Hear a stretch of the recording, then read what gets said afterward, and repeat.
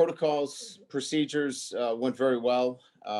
We had no positives from our Sunday and our Tuesday test. We tested again today.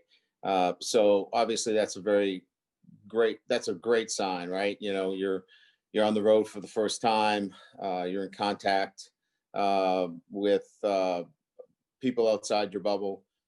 So our guys did a great job. I think our support staff was outstanding. And then our players were very flexible in dealing with the circumstances. So, yeah, Jordan Johnson, we brought up with us this week. And, he had been making some progress in, how he's dealing with the transition to college.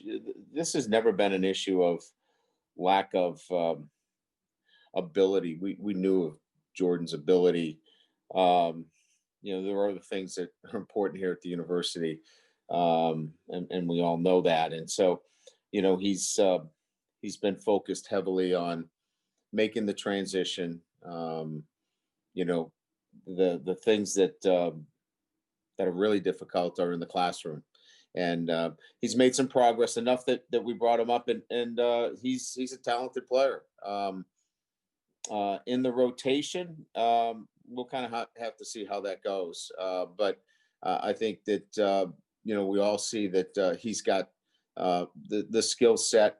Now we'll have to kind of build that, as we go forward. Jordan's an X receiver. Down the road, could he play W? Certainly. He's not physically at a position where he can, I think, excel at that position. We'd rather have him in a position where he can get more free releases.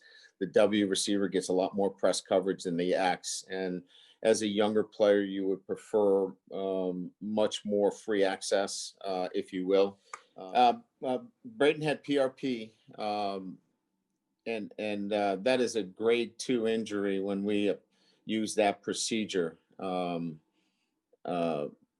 so that usually requires 2 to 4 weeks for full recovery. So that's what we're looking for relative to getting Braden back at the level he needs to be. As I mentioned earlier, he's been trying to fight through a hamstring injury at less than 100%, and that's not where you want to be at the position in which he plays and what his skill set is. So that's where we are there.